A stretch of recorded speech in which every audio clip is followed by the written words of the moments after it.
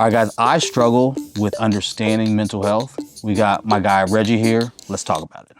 The routine is broken. So there's nothing to like start the day now. I don't get mental health. I don't understand it 100%. I was excited to have this conversation. I don't know if it's mental health. I think it's you don't understand the unhealthy side of it. It's not a selfish thing. And I know I can understand why you view it that way. If I'm depressed, okay, I need to fix my environment or something. That same person that told you, I love you, beat the shit out of you. So now it's a branch off of I love you, beat the shit out of me. I'm not gonna argue about stuff I don't know about, Right. but I will ask questions. Yeah, I think all of it is mental health. The way that we think, act, behave, our emotions, that is all mental health. That's why we started this whole podcast, is because of people always say don't talk about politics and religion. And now no one knows how to talk about politics and religion. Right. You know? And I do, I'm glad that you said that, because it makes so much sense. Like, why can't we say super? Let's talk about it. Any point I ask you something you don't want to answer, just say you don't want to answer. No, Okay. I'm a professional. My answer will be what. That's what I was talking. I was like, I was looking at yourself like, bro, this is gonna be dope. I feel like you are the right person for me to have this conversation. Yeah, for sure. Quickly, how did we meet? Do you remember? Met through TEDx. Huh? TEDx. Oh, you were in here. Yeah, we met through TEDx. That's right. Yes. I don't know why I was thinking it was because of the gym. No. Yeah, because the gym wasn't even open.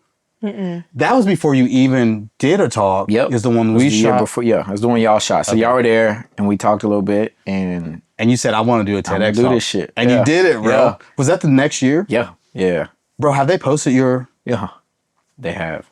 It's crazy. What'd you do the talk on? Self-love. Okay. So how self-love heals, what self-improvement harms. So all about like self-improvement. Are we recording? Of course. Okay. Always. So self-improvement, the culture of like, you need to be better. You need to look better. You need to look younger. You need to get better degrees. You need to do all of these messages that we get, whether it be direct or indirect, from what we see in media or magazines and all that, and how that creates so much shame within us. We're not good enough as we are. And how That's a dope. shift from that to self-love, recognizing our authentic and inherent beauty and grace and all of that, just as we are, is enough. So I start by saying, you are enough. You are worthy of all the greatest things that life has to offer. And I love you simply for being you. Because I don't feel like we hear that enough. And That's that's true. not the message that we're telling ourselves in our head enough, because we got chatter in there. And so, yeah, bringing it around back to self-love. I love that. Man. Yeah. It's crazy. Because we do brand keywords where we like to find our brand and stuff, and one of them is authentic. Some of me, like a part of me wants to take that away. Well, you said some of me. Well, yeah, part Some of of me. me. Shut up. Leave me alone. Part of me wants to not use that word, because so many people I feel like throw that word around. Like, let's be authentic, and like, then you turn around and like, bro, you're not being authentic. Yeah. You know? And it's I think it comes back to like how you define certain words, because certain buzzwords like authentic or things like that is left up to somewhat subjectivity. And if we're not using the same definition of that, what you show up as authentic may be authentic to you, but it may not be authentic to me. That's right. And I'm doing this coaching program in wellness based in positive psychology, and we had to do a strengths finder assessment. What's your strengths? I've done so many, Okay. but on the Gallup, my number one is like relatability or relationships and things like that. On this one, which was the via character strengths, my number one was curiosity. Wow, that's dope. And interest in the world. Yeah. So, but it was saying how like virtues, like the positive things that we recognize universally, how the values underneath those virtues are universally like accepted. Like we think that love is a good thing in all these different cultures. Humility is a good thing in many, many cultures, but the way that we express those things may be different. So whereas we may say honesty is upheld at the highest regard, but to be rude is not. And so it conflicts with that honesty. And so it's interesting. But I think it goes back to like authentic, how you express it. How do you define authentic? Authenticity? I love that. I think it is when your actions, thoughts, and behaviors internally are expressed to the world in the same way that you view them inside yourself. That's dope. You say it so much better than we say it. I just say being unapologetically yourself. That's how I say it. Like, no matter what, no matter who you're around, you're you. Yeah. No matter what. I like how you said it. But yeah, I think actions, like you act one way. It's the same thing, right? You act one way around some type of people versus another. You're not being truly authentic. But also, I will say really quick though, I'll say that I will act different at a barbershop around us than I would around like Heather and her. You know what I'm saying? Like, true. Because we did a whole podcast on being authentic. Yeah. But I feel like I'm still real. I'm still who I am. Right. But there's some things I'll say around certain people that I wouldn't say. But I would say that is like when they say code switching, right? Yeah. That's like a form of survival of code switching, surviving in that environment. Maybe it's not a true threat to your life, but there is emotionally a perceived sense of I need to fit in to survive. That is human nature. And so when you switch from, being at the barbershop to being around family to doing like you're trying to survive at the basis. But also I think it is kind of like switching languages. Like if you are a native Spanish speaker, that's the best way I've ever heard that. Yeah, it is. Described. And you go to like if I'm talking to my cousin and he speaks Spanish, like we're gonna speak Spanish, and then I look at you and I don't assume that you speak Spanish. I'm gonna speak English to you. And we don't call that code switching. It's just like understanding, trying to be understood. That's what I'm saying. So I don't think that is a bad thing. I think if underneath it all, like if you're at the barbershop saying, I love this Republic or I love this politician, and then at home you say, I love the other politician. So that's not okay. But if you switch up some slang that you use, some references that you use, like to be understood. Right. So, so I love the language. The language way of explaining that, bro. That's dope. I'm clipping that. I was saying that will stay with me. That's gonna be somewhere on social. Just that one little part. I'm telling you. Yeah. Okay, so bro, I felt like you'd be the best person to have this kind of conversation with. For sure. And I'm just gonna rip the Band-Aid off. All right. With this. I'm not going to say names. I have the names in here, but we were talking about, I was like, don't say names but I see people that unalive themselves. Can I say that? Or I don't know if YouTube likes, you know what I'm saying? Yeah. And they think that it's the best way to solve a problem. And I've always felt like, because I have the girls and I've Heather, if I did something like that, that's so selfish. I've always felt like that's such a selfish thing. And I just don't understand how people get to a place where they feel like that is the best answer. Yeah. Do you know what I'm saying? Yeah. And again, you are the GOAT when it comes to mental health. I appreciate it. You know what I'm saying? Wow. So I'm like, hold up. I feel like you are. Like, I listen to your stuff. I'm like, man, this is like, every time I listen to it, I pick out something from it. You know what I'm saying? But I don't get mental health. I don't understand it 100%. I don't know why. I think it's because I feel like... I don't know if it's mental health. I think it's you don't understand the unhealthy side of it. Yeah, because I also feel like some people use it as as an excuse sometimes. Like, I'm doing this because of mental health. Or just throw it around as an excuse. And maybe they don't have the vocabulary to explain exactly what is going on with their mental health. But when I hear anyone say something about, it's because of mental health, I think I just turn off. Like, bro, you're just using it as a scapegoat. Yeah. But bro, help me understand this, because I know you're probably not gonna be able to say, this is why, because we will never know. Very broad. The exact thing. Right. But I just struggle with the fact that people get to a point where they think that's the best answer. Yeah. Well, I think one, if anybody is listening and hears like the selfish part of that. It's not a selfish thing. And I know I can understand why you view it that way, but it's not a selfish thing, because it's not one of those things that is truly in that person's control in that moment when they're having that ideation. It is a factor of brain chemistry, right? Like you wouldn't go to somebody and see that their body was skinny and the other person was heavy set, and they've done the exact same workout, they've done the exact same meal plans and all that their entire lives, but they look differently. Like their bodies are made up of different things. Brains are the same way. And I think if we look at if instead when you hear mental health, you hear brain health, or just like an organ in our bodies, our kidneys, our hearts, our lungs.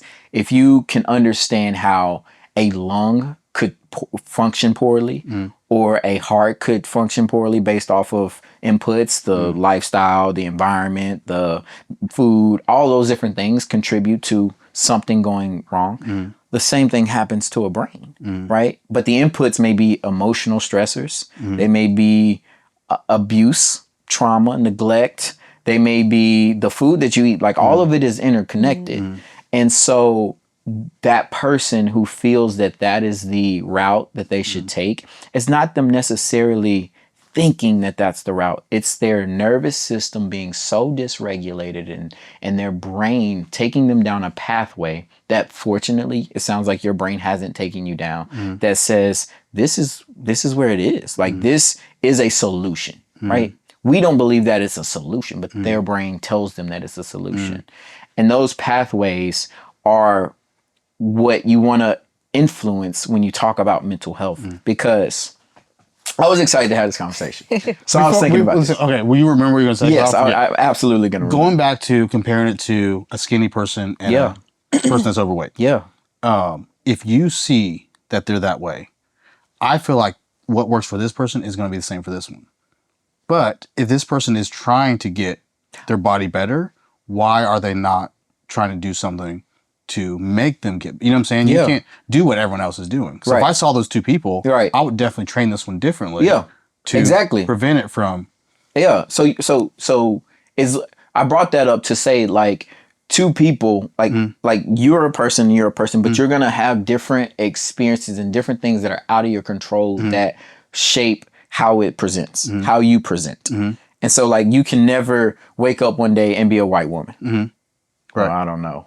Well, I know today. Well, I guess I'm just saying, like, if this person, it's likely that he would not. If this person knows that they want to lose weight, doing the same thing is dumb. Right. So if I was in that situation where I was like, you know what, this is where I get confused about, like, if I'm depressed, okay, I need to fix my environment or something. But let's go back though. Like, but so with weight, if I'm like, I need to fix that, I'm like, okay, what do I need to do to fix that?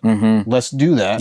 Okay, sorry. So let's go back, because I love that we're talking about this, bro. You've had a life experience that made you think that.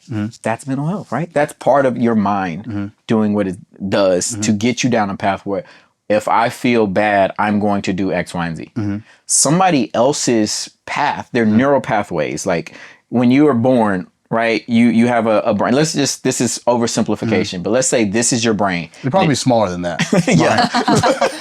But let's say it doesn't have associations with anything in the world yet. And then you see a blue balloon and it makes you happy. So that's a creation. That's a pathway that is created. And now blue balloons make you smile. And then somebody tells you, I love you, and it makes you feel good inside. So that's another pathway. But then that same person that told you, I love you, beat the shit out of you. So now it's a branch off of I love you, beat the shit out of me. So now you get to be 14 years old. And let's say that happens repeatedly. You get to be 14, 15, 16 years old, and somebody comes up to you and says, I love you. You're either one, expecting them to beat the shit out of you, or you're flinching because, no, I don't want that to be in my life. And so it all starts with, like, you were here with no real imprint of the world, and those things start to happen. So for you, you may have witnessed or been exposed to, you feel bad, well, let's do something, let's go outside and play. Whereas somebody else could have been in a situation where you feel bad, well, shut the fuck up and go into your room and feeling bad and feel bad, right? And then that becomes their method of, like, okay, so when I feel bad, I just close myself off to the world, sit in this room and have to deal with it internally without healthy resources. So those pathways repeatedly over time, if they're not interrupted, this is what I love, like how y'all raise y'all's kids and like they're around you and they hear conversations and they're being exposed to life and healthy dynamics between y'all. But like, if there is no healthy interruption between some of the unhealthy stuff, then your brain makes that association that if A, then B. And if A was, it could be good or bad. If A was I love you, B was hit, then that's what my programming is. We're all like computers and things. We're all programmed in a way of inputs, process, output. And so if the inputs then get processed as negative, trauma, bad, don't do this, don't go get help, then that's what happens. Your outputs are that what you've learned. So how much is like chemical? Because the way you explain that's very Inside Out, by the way. Oh, I thought and I was going to ask if you've heard that. Especially the second one. But okay, so how much of that is chemical though? You know what I'm saying? Because I think like, and my thing, I'm not going to argue about stuff I don't know about. Right. But I will ask questions. Yeah. You know what I'm saying? A big part of it is like depending, like happiness, right? There's research on like happiness as a science. And it's looked at as like the genetics and your genetic makeup makes up about 50% of like your baseline of like your happiness. Then there's 10% of your circumstances, right? You get in a car wreck, you fall and trip, like 10% of your overall happiness is about, right? We're doing some numbers here, but about 10% is based on your circumstances. And then 40% are those intentional actions that you make, intentional things that you do. So you're looking at like, let's take that same thing and apply it to your overall, about 50% of your like is made up of genetics and brain chemistry. And those things are hard to change if you can even change them. But medicine helps to adjust some of those chemicals. But like if you're talking about something like bipolar disorder, right? That is a chemical thing in the brain that you can't just say stop being bipolar. You can't. Like the brain is that's operating. what messes with me. Yeah. So much. I can't comprehend that. What you just said. I know I shouldn't be feeling the way I do, but it's like saying I have a black friend.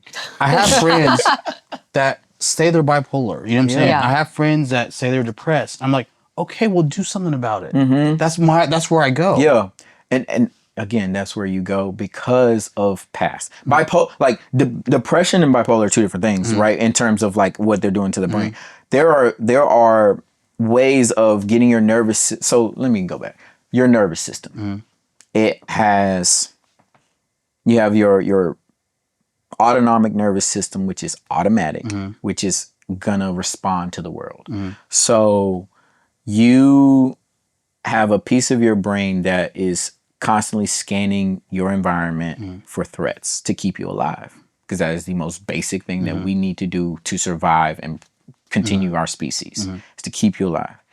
And so when you hear fight or flight, have you heard of fight or flight? Have you ever seen somebody like you scare the shit out of them and they just freak? Oh yeah. But then somebody next to them, first of all, That is 100%. that's you're freeze, right? Yeah. She does not know what to do. Just- Right? I almost or like drive my- out into not an even- intersection and stop. Yeah, I was like, and I'm always like, hesitation gets you killed. Don't stop. Yeah, but then you got another person, you scare the shit out of them, and they take off running, right? And so those are autonomic. They're automatic. It's your autonomic nervous system. You don't choose to stop and you don't choose to run. It's just like my brain says survive, and that's what happens. You either pick. It's not you picking one. It just happens. And so your brain scanning. That is triggering your nervous system to react. And then there's another piece to your nervous system that's called the parasympathetic. And that's going to be a more relaxed state. And some people, when you experience different things in your life, let's call it trauma. Like trauma. Trauma is a big contributor to people being stuck or not being able to get out of those states. Trauma is that fight or flight or that sympathetic nervous system flashing until it fucking forgets how to operate and it gets stuck. Like I'm coming home every night and the person who's supposed to love me keeps beating me. So now I'm stuck in a fight or flight. And then I go to work and the authority figure is the same as that authority figure at home, and now I'm in that fight or flight. It shows up differently because I've assimilated to working culture, but I'm still stuck in fight or flight.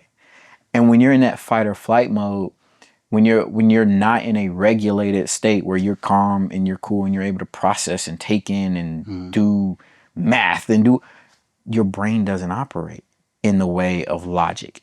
You're trying to logic your way of understanding things that are emotional. And the brain gets stuck in this emotional state that they can't even logic. Like there are times and periods where if I'm dysregulated, all of us, we don't lie. We don't make, like, you're not making sense right now. Calm down. You ever heard somebody say, like, because you're dysregulated. And I believe that because even with what we do, as far as like helping people brain and stuff, I always say, if you can speak to someone's heart, you can get them to do whatever you want to do. Facts. You know, so I feel you on that. That actually is making so much sense. Yeah. So it's but what I want you to realize is that it's not a choice. It's not. I talk about this in the book, but it's not necessarily a choice. Like trauma.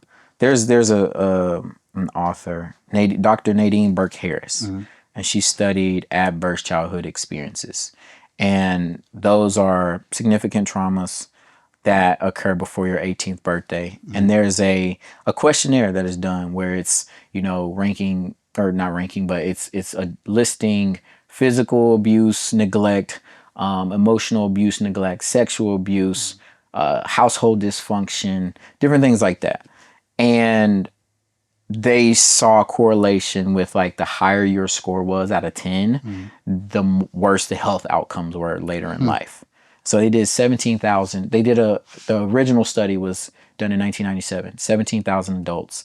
And they asked them about their childhood experiences. And these are only things that are self-reported and remembered and things like that.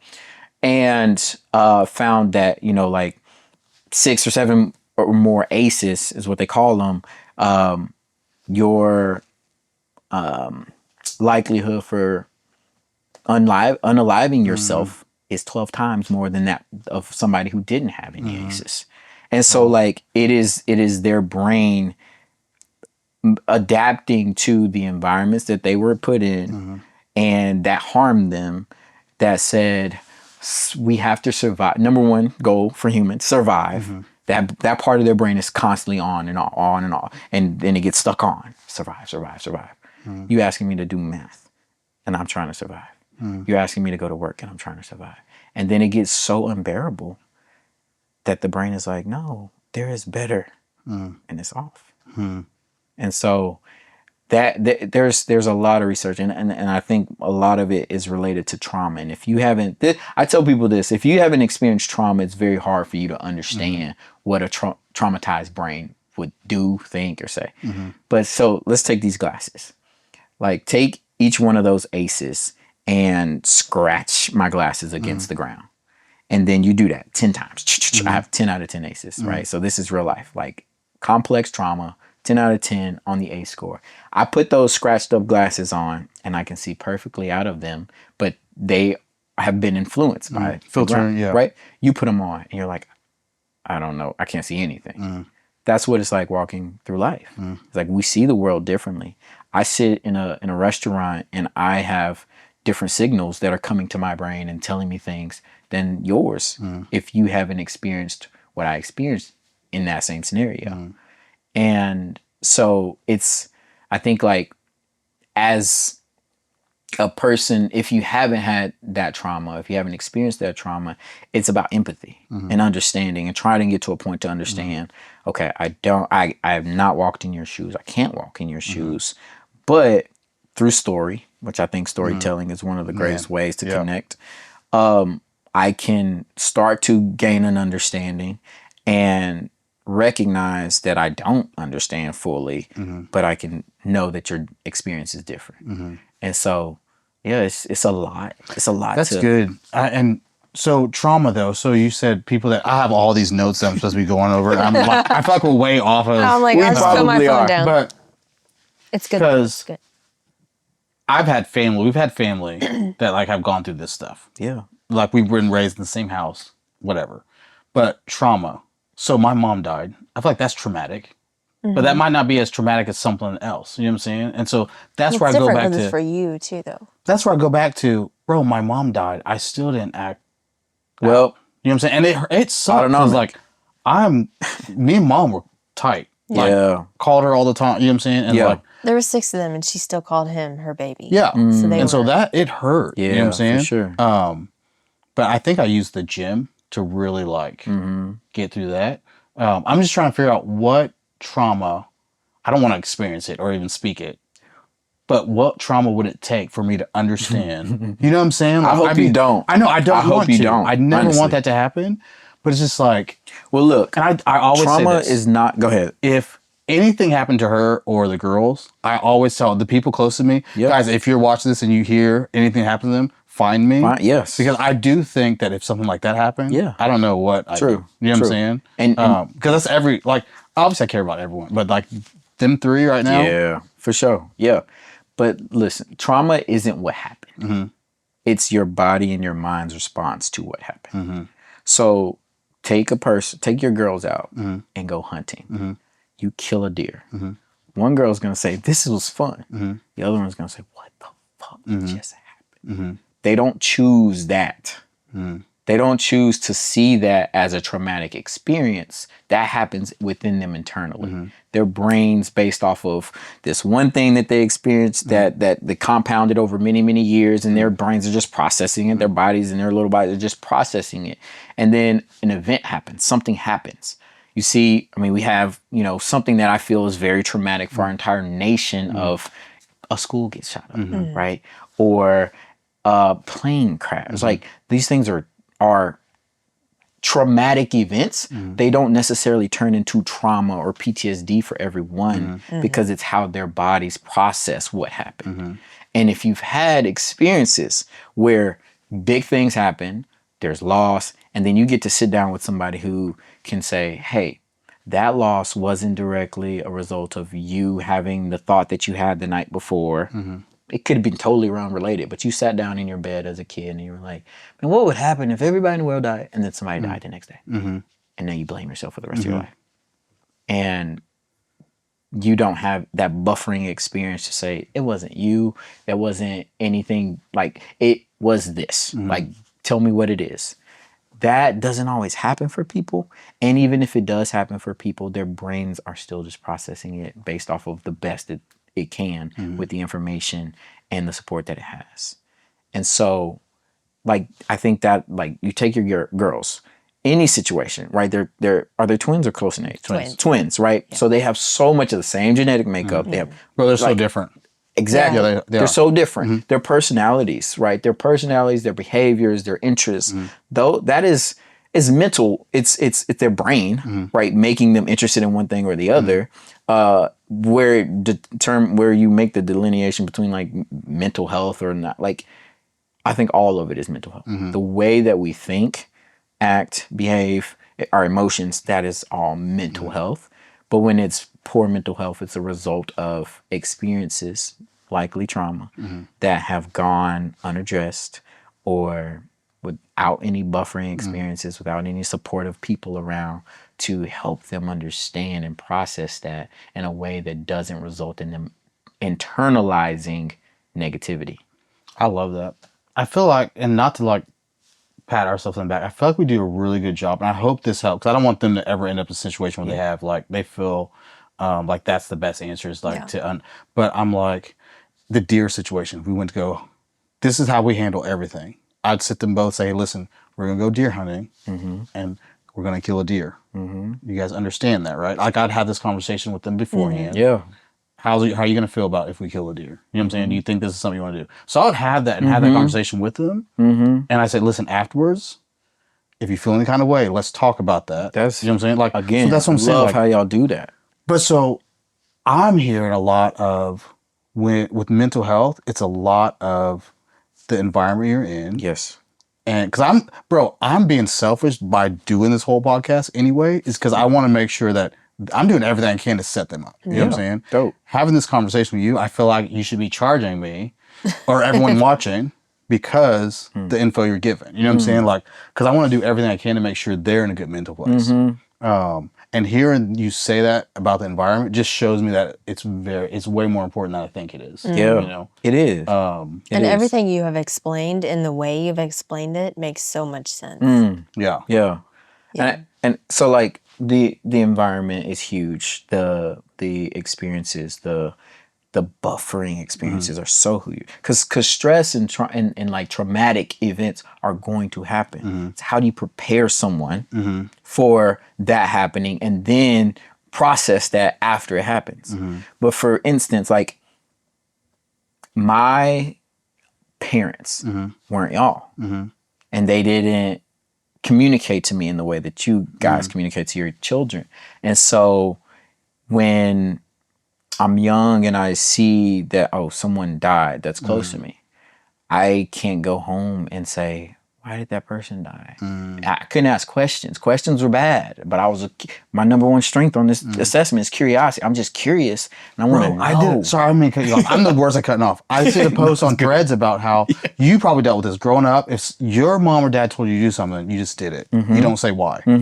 And I did that the other day with one of the girls. Like, don't say why. Just go do it. Yeah. And then they're like, listen, I'm not trying to be bad. I just really want to know. I just want to know why you want me to do that. And I was like, when they said that, I was like, you can always ask why. Yes. Like moving because forward, it gives purpose. Yeah. Yeah. And I don't think that she wasn't being disrespectful. Right. I I think that was your natural, like you just thought because your parents taught you that. You're like, that's disrespectful. And so I said, listen, you can ask me why. Understand though that sometimes I'm gonna have to like, I can't tell you right now. Just do what I say, and we'll talk about it later. Because if you're running out, the example but you have to come back to it later. Yeah, if you're running out in front of a car, and I say stop, sit down and explain it. I'm not gonna explain why you need to stop. You just need to do it. Right. Okay. Right. But if you ask, and I can explain it, then I will. Yeah. But like that was just a dope moment. Like the only reason I thought of that because you were like, I can't ask. You don't ask questions. Because like go ahead. Sorry. No. I just like how she said because what your parents taught you.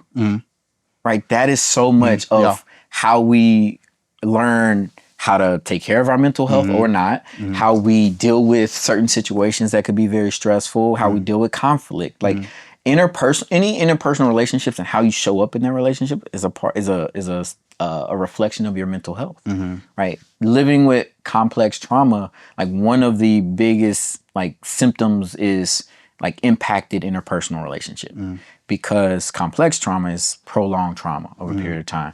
And it's, again, going back to the situation, I love you, but I'm gonna hit you. I love you. That's so, how do you explain that? So dope.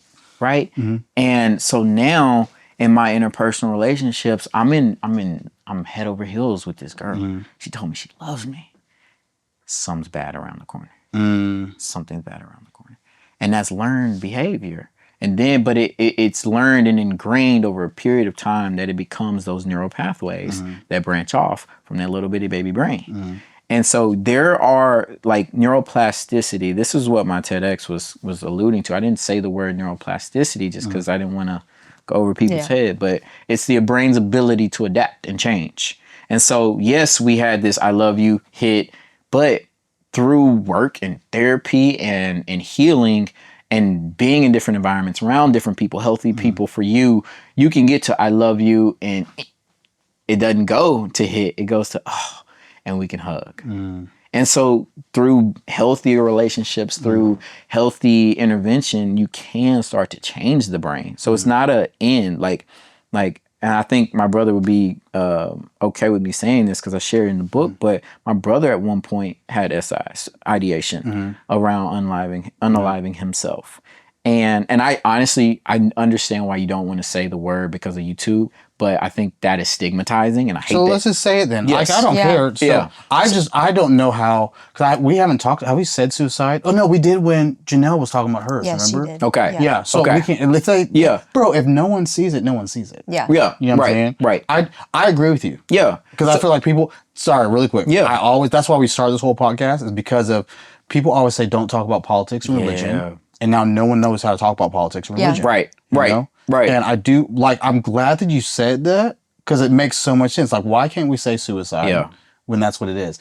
In the back of my head, usually our girls are here when we're doing these podcasts, and I just don't want to put that in their head. Right. But they don't even know they don't that know what that is. Right. So that's why I think I've avoided it. But putting it in their head is not going to make them suicidal. Yeah, you're right. So let's start saying, let's not say unalive anymore. We'll I love that. So people think, like, especially if somebody has communicated that they feel suicidal, that if you talk about it with them, it's going to make them go out and do it. And it's not that case. That's not the case.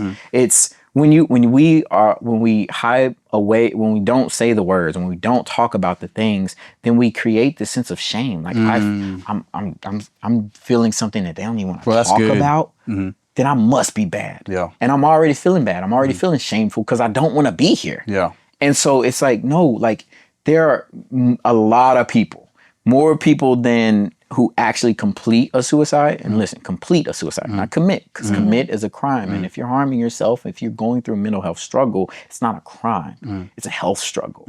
So people who complete a suicide, that number is far less, obviously, than the number of people who have suicidal ideation.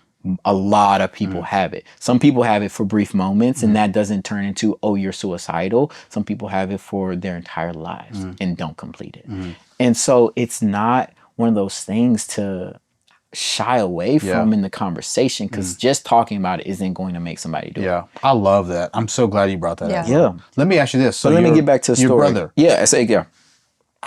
So did you know he was having suicidal thoughts? Did he come to you? Because that's what I'm always like. You think of these celebrities that were like comedians. They made everyone else laugh. Right. And you think, wow, how did no one see this element? You know what I'm saying? Like, so how did you, like, I'm always like trying to figure out, how do I find signs? Because I'm always talking to people. Yeah. And one of my first things I always ask is, do you want me to listen or do you want me to help you come up with a solution? And I've learned that with her too. Like, which one? Because sometimes people just want you to listen. Right. You know what I'm saying? So how do you know, bro? Like, and with your brother, how did that like? So there were signs of one, I think isolation was a big one for him. And it's different for everybody, right? Like two depressed people are going to show up differently. I've been chronically depressed and anxious my entire life, but I went out and achieved. That's an autonomic nervous system to say, to stay alive, be perfectionist, be a people pleaser. So it's not necessarily like how they show up and what, like people are just different. People are going to show up differently. I think it's about knowing that person, knowing what's normal for that person, what their baseline is.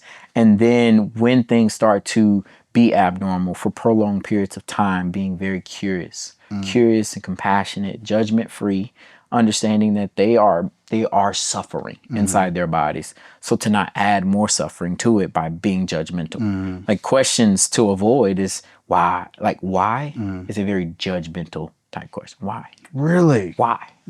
Like do something. And then I go, why would you do that? Why would you? Instead of saying what if you ask it differently? Yeah, like, exactly. Like, so what prompted you to do that? That's so much more than why. Easy. Than why. Because why we get asked why when something has happened and it's like you're trying to defend yourself. I don't need you to defend yourself. How can we make this better? Or instead of asking what is wrong with you, ask what happened to you. Like that is a great question to understand, especially kid behavior. Teachers, what happened? What happened? Instead of why did you do that? What happened? And start there and disarm them. Right now, they don't have to be on the defense. They don't have to feel like they're protecting themselves and their lives and feeling more shame for whatever. I spilled the milk, right? Like, why did you knock that over? Like, I didn't try to fucking knock it over. Like, okay, what happened to lead to that? I was running. Well, okay, now we can talk about running around drinks that are open or whatever it may be, right? So being curious but not judgmental is important. And so I think like when it comes to why is a question, right? Like we ask why certain, but like when it comes to you want to break down some of that defensiveness in a person who's already feeling shame, like let's remove that word. And so with him, behavior started change, isolation. And then it got to even like he was very verbal about his suffering and I'm going to do this. I'm going to do this. And there were different, when it happens, you want to assess the situation of how severe is it, right? Do they have the means to do it? Is there something around the house that they could use? Do they have intent is I'm going to do it. Do they have the intent? Do they have the means? And do they have a plan? Like, so it's going to be on the night when I'm here.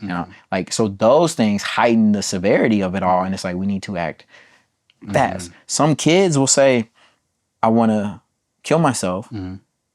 That's it, right? So they have intent. They don't have the other two.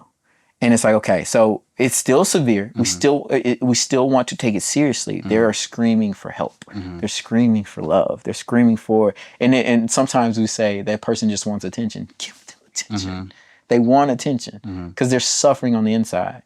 And it's how do you help that person be heard, be seen, be valued, and feel like they are meaningful. And I've been in many situations where there have been people who wanted to not be here anymore, who wanted to kill themselves, and just showing up, showing that they mattered, showing that they were loved, helped them go one more day. And it's like, how do we get them to go one more day? Because one day starts to be 1 year, starts to be a decade, starts to, we lived a beautiful life. Well, that's why even, like, you know how I am about in public. Anytime we talk to anyone or we have a waiter or something, it's always like, you never know what they're going through. Never. Yeah. So we never are rude to people. I mean, unless they do something. Like, if they do something out of pocket, I'm going to say something. But, like, for the most part. That's not necessarily being rude. Yeah. You're just. But, bro, I try to do everything I can to make. Our thing is we want to make people feel better after they leave. Like, when they're around us, we want them to feel good. That's beautiful. And so, like, even people in the, like, drive-thrus or whatever, we always try to, because you never know, bro. Like, you could be the one person to say something like you're saying. Yeah. And, like, they go one more day. There's this story of this man in San Francisco. And they found him. He had jumped off the Golden Gate Bridge. Killed himself. And so his family, they go back to his house and they're searching through all these different things, trying to find clues or, notes or anything that he left. And they found a note and it said, I've been feeling terrible, miserable, and I want to die. And I'm going to walk from my house to the Golden Gate Bridge. And if at least one person stops and says something nice to me, I won't do it. That's crazy. But we know he jumped. And so, like, to your point, like, you never know what your influence or impact can be on somebody's life. Just smiling, just saying something positive to them, and again, leaving them feeling better than how they were before they saw you, before they were in your presence. Like, that goes a long way. And I think that story may be made up. Like, honestly, it just highlights the importance of just being a kind person to others. Like, behind you, be kind, be positive, be courageous. Bro. Like, we do that in the gym, like, because you never know if it's their first time. You see me in the gym, like, I'll talk to everyone. And it's just, and you're so different than me in the gym. Bro, the only reason though is I remember how I felt when I first went to the gym. I felt so like I was not part of anything. You know what I'm saying? Yeah. And so anytime someone walks in there, especially if someone new, I'm gonna say hey to them. That's or something. You know what I'm saying? Like. And I feel like you can tell the people who are new, not just because they're a new face, but because they just have that look of, like, not really sure. Like, okay, where do I start? Yeah. And it's intimidating. Yeah. It's intimidating. Yeah. Like, especially when people like you in there, Reggie, throwing all that weight around. No, I've been lifting my entire life. So that's like a place of privilege for me is a gym, right? Yeah. I've been playing sports and lifting my entire life. And so I can go into a gym and know what to do with that machine and know, like, and make my own workout and not have to. And so, like, if I do speak to someone, it's going to be someone who I feel like maybe hadn't been in the gym or feel like they're not doing, and I'm like, keep showing up. Yeah. Like, that's dope. Keep doing it. I also know who not to talk to in the gym, because some people you start a conversation with, bro, I'm like, oh no, I'm about to be stuck here for 45 minutes. I'm trying to get on to my next workout. Bro, I want to tie this kind of into business too, because you are doing your thing too. Like, how important is it to stay on top of, like, mental health? Yeah. I don't know why I'm trying to do, like, in my head I did quotes. Like, how important is it to stay on top of mental health when you're, like, in entrepreneurship? You know what I'm saying? Oh, like, my goodness. Absolutely. It's the pinnacle. It's paramount that you take care of your mental health. So it's funny, like, people come to me and think that, like, I've been an advocate for mental health. I've been in therapy, and, like, this is all very new to me, honestly. Like, 2019 is when my journey truly started. And it was around, I had success, let me put that in quotes, because I think that success in the traditional sense of the word, with career and the money and relationship and house and all these different things. It was like, oh, if you looked outside looking in, resume, social media, it looked great. And then I found myself anxiety attack, crying, laying on a hardwood floor, just bawling my eyes out. Incomprehensible. I didn't know what I was saying. I didn't know where I was at. I was there. And at the same time, I'm responding to messages that are saying congratulations for being featured in this article and being, nominated for this and that. And it's like, what the fuck? Like, I have done something tremendously wrong if the world is congratulating me and I feel like this. And that feeling came from years and years of unaddressed trauma that at one point fueled me. Because again, my responses were overwork, abandon yourself, people please, make them feel good, be a perfectionist. Those were responses to that little bitty kid who didn't have all those neural pathways. But one pathway said if you made them smile by doing something good, then you wouldn't get hurt. And so I just kept doing that. And I kept doing that. And that extended to the entire world. And so, yeah, I was on the floor and I had to realize that in order to be truly successful, like all of me, the whole human, the brain, the mind, the heart, the soul, the spirit, all of that had to be intact and had to be well. And I'm, running business and having relationships, and it's like, oh man, like it's a lot. Yeah. It's a lot. And when you're an entrepreneur, it's like constant, there's always something to do. Yeah. It's always on your brain. And your brain, again, if mental health is hard for you to understand, brain health, your brain is being impacted by all these inputs. How do you take care of that? And you have to give it breaks. You have to, like, you can't work your heart 24/7, it explode. You can't drink 24/7, cirrhosis of the liver, right? Like your organs, your brain is an organ, and you have to take care of that just like you take care of all the other organs in your body. Do you think because I feel like maybe business entrepreneurs do this. They don't want to let people see the stress and stuff. You know what I'm saying? Do you think that was one of your, because you're responding to messages like congratulations. Yeah. What made it to where you're like, you know what, hey, I'm dealing with some stuff? Or did you ever? You know what I'm saying? I got to that point eventually. So like at that time, it was a lot of grief. There was a lot of depression around some significant losses in my life. And these were people who I would have turned to talk. Oh, that's safe tough. people. Yeah, that's that tough. I would have turned to, and then some of those losses being like triggering some of the trauma that I have from my past. Man, that's and tough. So it was just like, okay, where do I go now? What do I do? All of the coping mechanisms are going, like they're not here anymore. And my coping mechanisms were to work, and I couldn't find the motivation to do that. And so sitting down with a couple of people who I did feel safe with, I started to let them know about all the things that I was dealing with. And that was, it felt like a weight being lifted off my shoulders. Like vulnerability became a strength for me in that moment.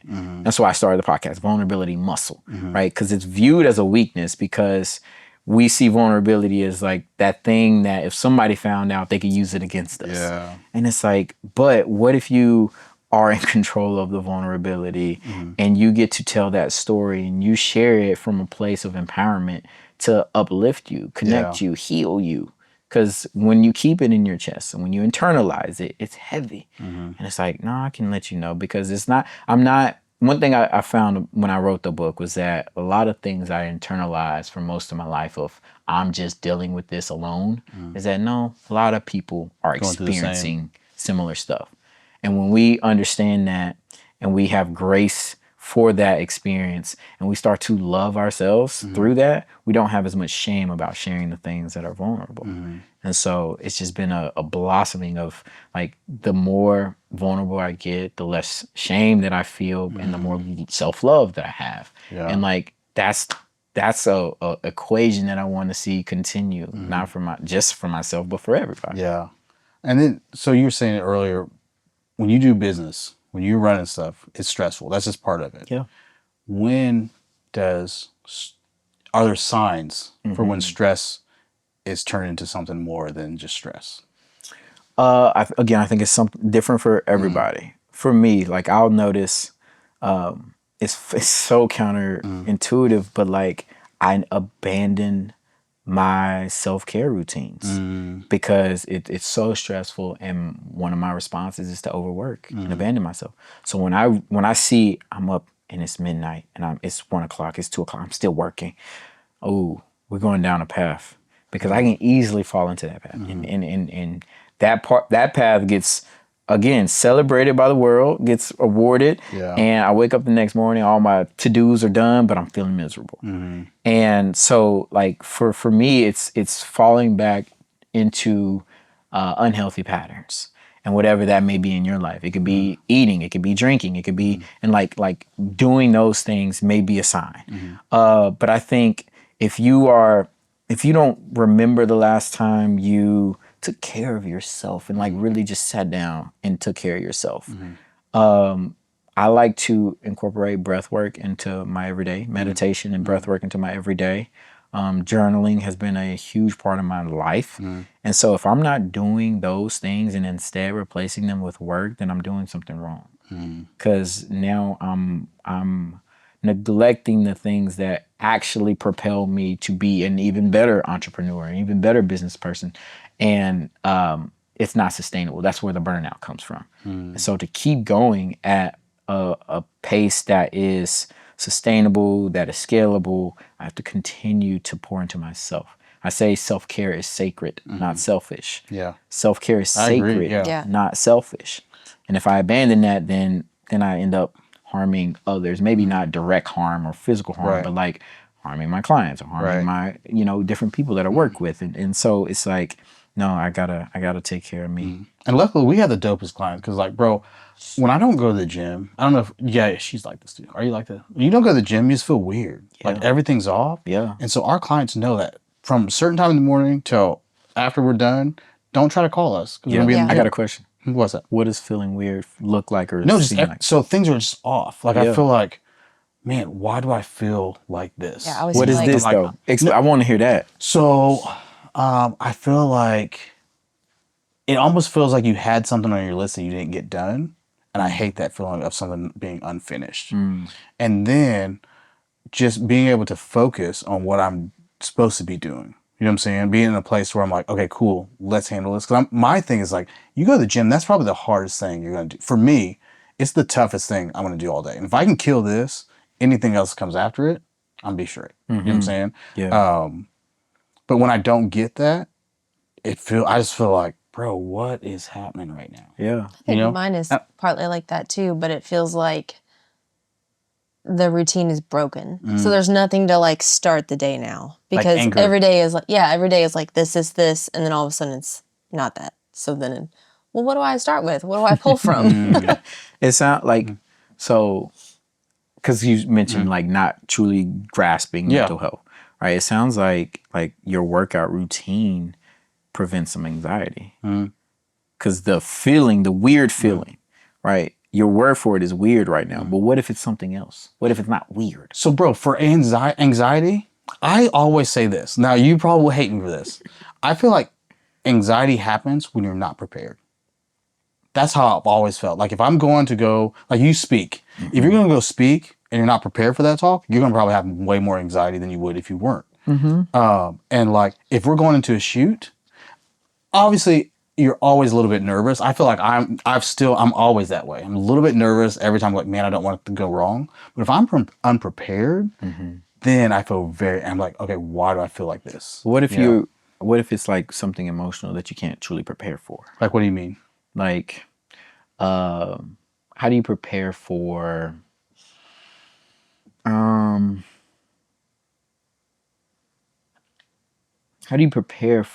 seeing a dead body? I don't think you can prepare for that. Okay. Right? I don't know. So I'd see a dead body. I don't know how to react. My question is, what kind of dead body? Like mutilated? Or like, are we going to an unplanned Well, you funeral? don't know because it's in the future. So you don't know. It's out there. It's in the future. But I just don't know if I would get anxiety from it. It would freak. I'm like, what's happening? I don't think you. No, the feeling beforehand, not what you see, but the feeling beforehand. If you know you're about to go see a dead body, what do you do to prepare for it? Is that what the question is? It's probably not a great example. I'm trying to tap into something that would create an emotional response prior to the thing ever happening. Mm-hmm. So anxiety, that's what it's doing. It's creating emotional response to something that has yet to happen. Mm-hmm. And so you described some performative things Mm-hmm. that you can prepare for, Mm-hmm. but there are a lot of things, just life, Mm-hmm. that you can't prepare for that will produce anxiety. Mm-hmm. And so, like, people who worry about bill or have anxiety around Mm-hmm. bills or kids or this or that, it's like, how do you prepare for your kids growing up and Mm-hmm. going to school and like what you're gonna feel Mm-hmm. in the future because they're out of the house? Mm-hmm. Like, I don't know, it's an emotional thing. It's not necessary. Like, I get what you're saying around preparation. I think that does help. That is part of building the resilience to handle whatever that situation may be. But there are emotional things that happen in a person's life that is just, you can't prepare for. But there are ways to help your anxiety. You can go work out. And I get, like, you can't, like, if someone, like the plane thing that just happened, the helicopter hit the plane. Yeah. You can't prepare for that. That's So now, sad. that's a great example. Disappointing. So now, but really quick. So go ahead. Sorry, go ahead. no, that's a great example. You You have that happen, right? And so millions of people see that across the world. And then the next time you get on the plane, there's this feeling in your body. Your heart is racing, you're sweating, you cannot stop thinking. And it may not even be about flying, but you're about to fly. And it's associated to that image that you saw, that one day you may forget that that happened, but every time you fly, you have this sensation that's over your entire body. Whenever I feel like that, are you asking me? So when I feel like that, I usually, so it's not a being prepared thing. It's, bro, you are imagining something that hasn't even happened yet. That's where I go. This is good because it's helping somebody who doesn't have that resource. Yeah, so tell that. That's just what I'm like, okay, cool. Listen, you're freaking out over something that you're making up in your head right now. You don't even know if this is going to happen. Yeah. Why are you wasting time being nervous about it? We do that all the time. Like, we have, like, oh, what if this happened? And we catch ourselves like, wait, why are we having this conversation? It's not even happening. But, and I mean, it's not dumb to be prepared for, like, okay, cool. If a tornado comes, what are we going to do? Be ready for that. You know what I'm saying? But, like, don't make up stuff in your head to cause anxiety. Like, bro, we're freaking out over something that hasn't even happened. Yeah. But I will say, I know that the next time I fly, I will think about. I flew the same day. Yeah, I will think about that. And you know you know what else is crazy?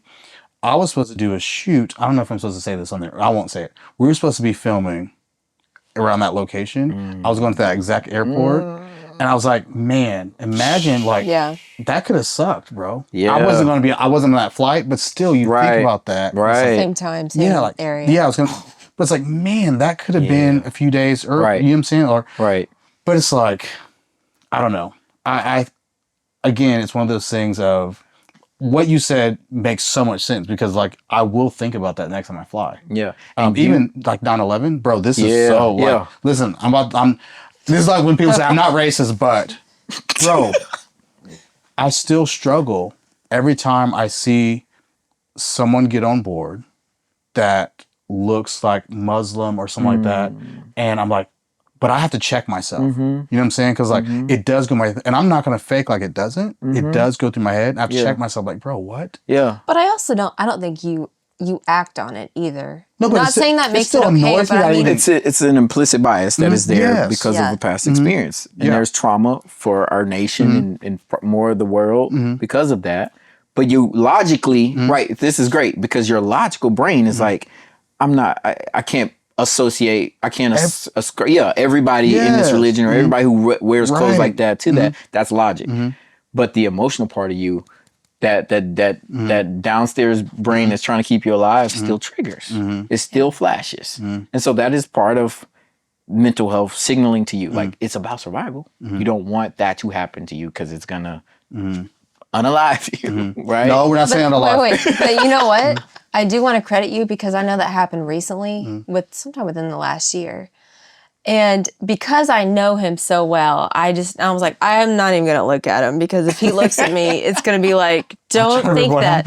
No, you spoke to that person. You smiled and just said something really light to that person. Like, they were getting on, had their baggage, and you were like, whatever it was. And I was like, there you go. Yeah. It's like that, bro, like, just to, like, make sure I'm very clear. I understand what it's like because, like, us being black, we deal with that all the time. Like, just because we're walking certain places people all of a sudden assume things. You know what I'm saying? Yeah. So I understand what it's like being Muslim, going on a plane, and like, people assuming. Right. So like that's another thing. I'm like, bro, I'm doing the same thing that people do. You know what I'm saying? So it's like, chill. Yeah.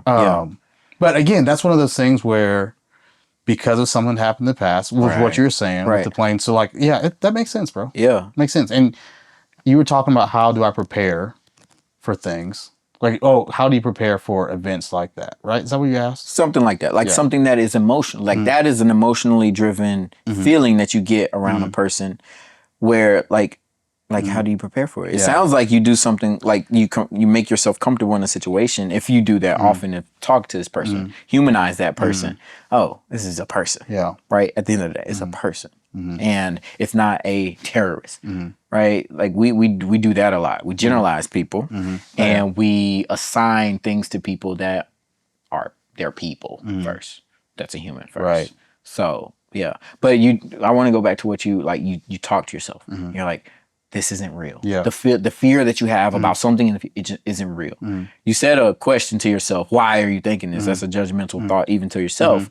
But you're talking to yourself and you're bringing yourself back to the present. Like this isn't real.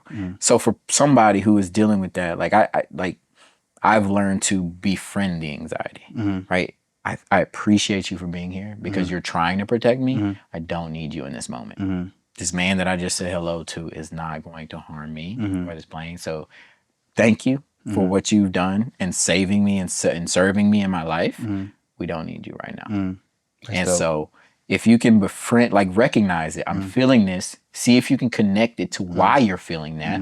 Like you said, 9/11, right? That's a trauma. That's a traumatic event that turned into some trauma, maybe not big trauma for you, but some trauma for you. And then it comes out in an emotional reaction later on in life when that happens. And so same thing, something happens. There is the processing of that, whether it turns into trauma or just a memory, a neutral memory.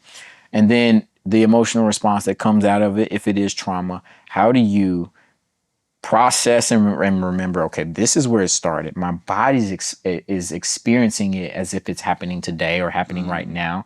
It's not. Let me remind myself of that. Let me remind myself that I'm safe in this moment and that I appreciate you for protecting me, but I don't need you in this moment. That's good. Yeah. Yeah, that's good. Also, that's another reason I don't want to ride helicopters. I know this is random. Was Kobe and his daughter? Oh, man. Bro. Yeah. F that, man. Yeah. I think about like, what if did Kobe know they were about to crash? And if so, how does he comfort his daughter? That's where I go to. Like being a dad, that's the first thing I think was like, man, what do you say? There was because someone recently posted something where it was like all the names of the people who were on there. I haven't really looked into it, but I think there was another father-daughter, or maybe it was like sisters or something where they shared the last name. And so it's just crazy to think of. There were several situations in that one. Yeah. I have no idea. Like, right? Like a plane or a helicopter going down, like there's time in that moment where you're like, oh shit. Like the inevitable is about to happen. And like, what do you do? Yeah, man. I don't know. But like going back to like we don't know some people are gonna freeze in that moment. And you're gonna look at them, they're gonna be like this. And you're like, are you not freaking out? Shit, yeah. Their nervous system is freaking out, but it froze them. Yeah. And so some people gonna be screaming and running and but people are gonna respond differently and they have no control over that response in a situation like that. So you may think like Kobe's a great dad. He had his arms wrapped around his you don't know that. Yeah, you don't know that. His autonomic nervous system kicked in and said, so fight, flight, or freeze. They're more fawn and all the other, but like it happened and it's automatic and it's like, oh shit, survival. And unfortunately didn't happen. Man. What are some of the like biggest lessons you've learned as far as like mental health and business is concerned, if any? And just to start, I do feel like even after this conversation, I may not have been calling it mental health, but I do think it can affect how you do business. Yeah. Because if your mental health is bad, you're always like, oh man, I suck. You'll have a hard time getting clients. You know what I'm saying? But facts. Like, if your mental health is really good, like, cool. I mean, we'll make this happen. Because we're not just killing it. I mean, we kind of are. Yeah, you are. But it's like, we could be doing way better. Yeah. But I think you could be doing way worse. Yeah, that's what I'm saying. But I think a lot of that has to do with our brain health. Like, we're like, and when I say killing, I'm like, we're all healthy. You know what I'm saying? We have a house that we live in. But we don't have a huge house. You know what I'm saying? But we like experiences more anyways. Yeah. But I think we're in a place where, like, even if stuff doesn't go as we want to, we have each other talk, okay, cool, let's. And so I guess I've never just called it like mental health. But it is. Yeah. Like the optimism. The optimism is your brain choosing to see good, choosing gratitude, choosing, positive things that are to come or have happened. And on the other side, like pessimism is the brain choosing to see bad, and that comes from experiences. It comes from past things that have happened to where, again, I keep coming back to this. I think it's a good example. Like okay, when I don't close a client, a prospect, then it turns into not being able to feed my family. I'm on the ground. Like, that is a whole pathway that may have been influenced by another somewhat similar situation, probably not the exact same situation, but it's influenced by that. And so your ability to see the positives, to see the bright lights, is a testament to having had experiences, or having been able to frame experiences as like, this isn't the worst that it's better. It can get better. And I think that is a sign of a resilient brain.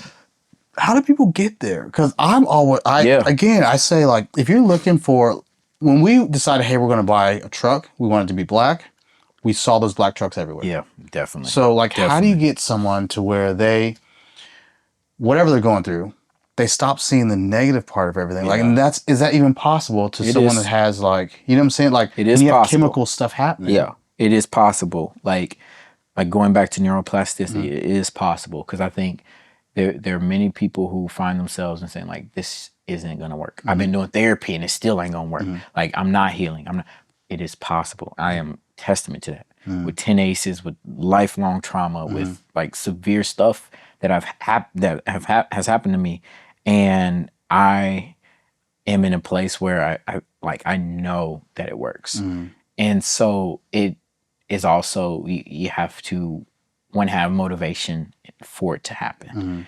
And that's tough, especially if there's, if part of the mental health issues prevent that motivation. But it has to be there. Like, you have to have a desire to want to heal, a desire to feel better for it to even get there. And so encouraging somebody by doing, like, there's simple things that you can start to move, like to push that snowball and get it rolling, of like, how do we calm your nervous system first? Because if your nervous system is stuck in like terror and fright, and then it's going to be very hard. But if through some breath work, some body work, that's why the gym is so great. That's why they say sleep and get some exercise and drink water. Like, those things help your nervous system calm down. If you don't sleep, your nervous system doesn't get a chance to relax and reset itself. And so, like, sleeping and drinking water and moving your body and eating clean food is like a step in the right direction. And then you get to, okay, now let me do some breath work in the middle of the day, because when I exhale, it activates my parasympathetic nervous system, which brings me out of that fight or flight. And this is something I have to practice, because it's just like lifting a weight. It's not just going to happen overnight. I can't go and grab a 3,000 pound thing and curl it and expect this big muscle. It just doesn't happen that way. It's like, how do you practice that over a period of time? And it's the same thing. So, like, starting with the basics that we can sleep and eat and move our bodies, getting into more breath and somatic, body movement, because a lot of times that stuff is stuck in our bodies, and we need to move it out. And then I think finding safe people, like relationships and people, are so critical to getting you out of a place. So if you're trying to heal in the same environment that harms you, it's going to be very hard. But if you can get around a different person, a different type of person, a person that feels safe, that is safe for you, to open up and be vulnerable without using it against you, to be able to express yourself and your emotions, and those emotions not be judged because they're just you expressing your humanity. When you get around people like that, then you're able to then access some of the other resources for healing. It's a big part of it. You talked about it, environment. The people and the environment that you're in are going to greatly influence that. And some people don't have that privilege, you know, unfortunately. But I think if you can even sprinkle in doses of those experiences, whether you're at home life and all that is terror, but you got school or you got that walk from the bus stop to home. Like if you can fill that up with some of that and start to send signals to your brain that there are pleasant moments in the day, because no day is 100% bad or 100% good, not a single day. If you can start to fill up and then recognize that by maybe jotting it down, like 3 things I was grateful for today, then you start to see black trucks. You start to see grateful things, things to be grateful for. And so, yeah, I think surround yourself with some people that make you feel safe. Bro, I was going to ask, like, let's leave people with something. I got some. But I feel like what you just said. Right. Like, you have something better than that? Yeah. Bro, I feel like what you said was dope. Well, this is going to be the cherry on top. Okay. So I like to write. I told you that. I journal. And part of my journals are, most of the time, it's me processing stuff or telling myself advice or something. So I wrote something. Let's go. And I want to just so it's called Today is the Day. It's about time to change your ways. You've been saying tomorrow is the day for far too many days. How many moons must go by before you begin to see that the actions of today will result in the person you want to be? Insanity, they say, is doing the same thing but expecting something different. But no, not you. You want to be magnificent. A word in Latin that means great deeds, but somehow you keep getting bogged down in the weeds. It's time today to change your ways, to commit to the process, even on the days it doesn't pay, even on the days that it rains, even on the days full of pain, even on the days you feel sick. You don't deviate from the standard because that's the whole meaning behind the words I commit. It's time to lock in because you deserve your best. Others can't cheat you of success because only you were given your test. Ace it for all the broken hearts and aces. Ace it for all the deep scars and smiling faces. Ace it because you, my friend, are destined for greatness. You've got everything you need to accomplish the goal. The only thing holding you back is the person you're afraid to get to know. Look yourself in the mirror and be real with your reflection. You hate rejection, denial, criticism, and objection. You love praise and the pleasure you get from external validation. You like standing ovations from your words of inspiration. You fear uncertainty, but know that in every situation, when you gave it your all, you exceeded your wildest expectations. Step aside, old self. Stop getting in the way. Yesterday, you said tomorrow. So today is the day. Well, that's dope. Yes. That's dope. Yes. You wrote that? Yeah. Come on, man. Yes. Bro, listen, I appreciate you doing this. I appreciate you. We're real new to this podcasting. Hey. We relaunched it. I want you to make me a deal that once we get a solid, like, I want to have you on here again. Yeah. Let's do it. I would like to even talk more about how I like have progressed understanding. Yes. You know Ooh, that'd be dope. I think it'd be dope. Yeah. That'd be dope. Bro. Man, you know, you got it. Man, We I locked appreciate in. you. Yeah. We I locked appreciate in you for so sure. much. Yeah.